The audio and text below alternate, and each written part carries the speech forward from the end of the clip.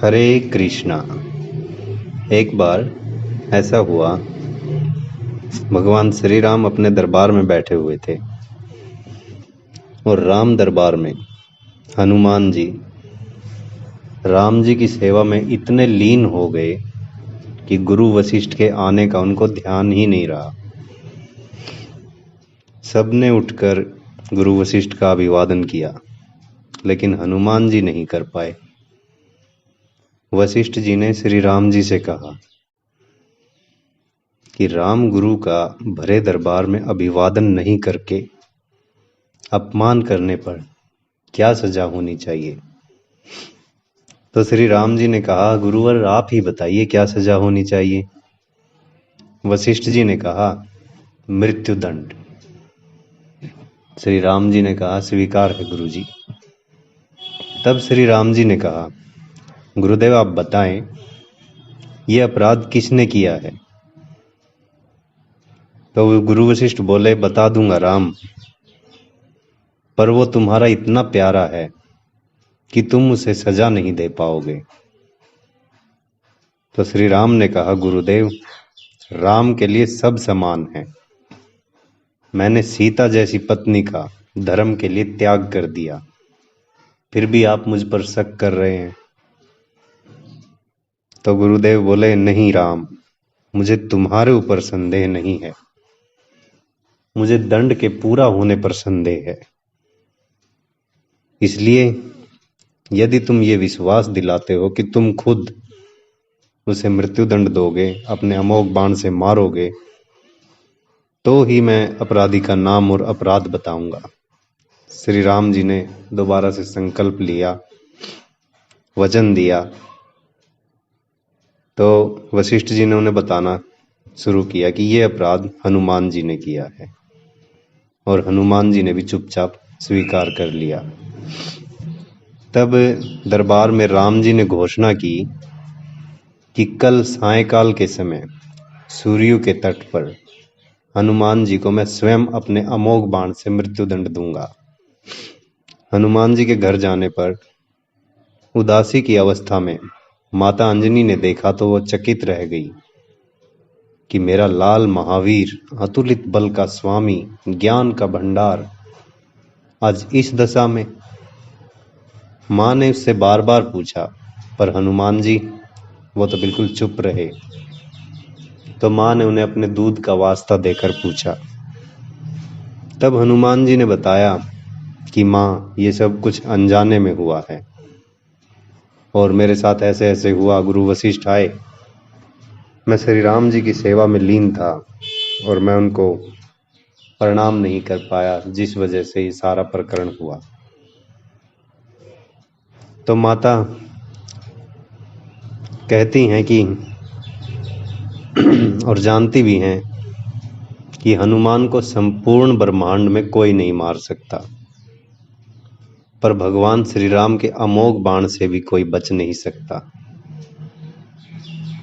तब माता ने कहा, अरे हनुमान, मैंने भगवान शंकर से राम नाम का मंत्र प्राप्त किया था, और तुम्हारा जब जन्म हुआ तो उसे घूंटी में मिलाकर तुम्हें पिला दिया था, जिसके प्रताप से तुमने बचपन में ही सूरज को फल समझकर मुंह में ले लिया था। उस राम नाम के होते हुए तुम्हारा कोई बाल भी बांका नहीं कर सकता, चाहे वो खुद राम ही क्यों ना हो।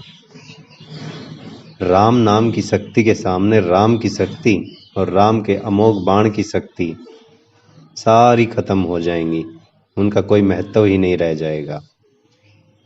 जाओ मेरे लाल, अभी से सूर्य के तट पर जाकर राम नाम का उच्चारण आरंभ कर दो।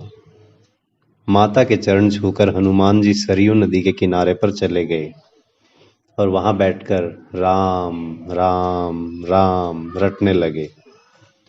सायंकाल राम अपने संपूर्ण दरबार सहित सरयू तट पर आ गए। सबको जिज्ञासा थी, सबका मन जानने का इच्छुक था कि क्या राम जी हनुमान जी को सजा देंगे।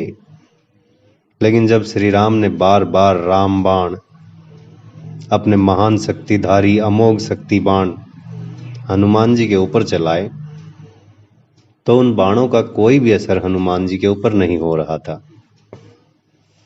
तो गुरु वशिष्ठ ने शंका जताई कि राम, तुम पूरी निष्ठा के साथ बाणों का प्रयोग नहीं कर रहे हो। तब राम ने कहा, गुरुदेव, मैं गुरु के प्रति अपराध की सजा देने को अपने बाण चला रहा हूं।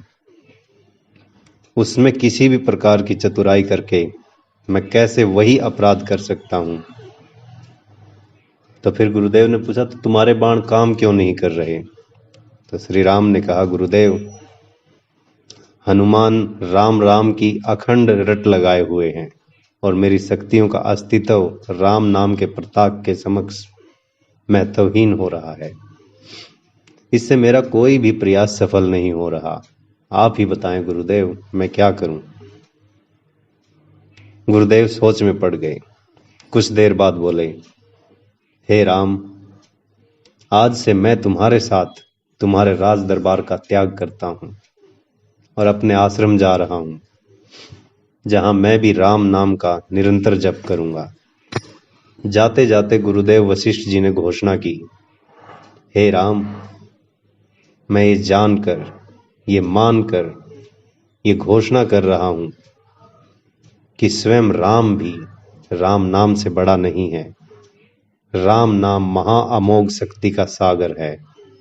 जो कोई जपेगा, लिखेगा, मनन करेगा, उसकी लोक कामना पूर्ति होते हुए भी वो मोक्ष का भागी होगा।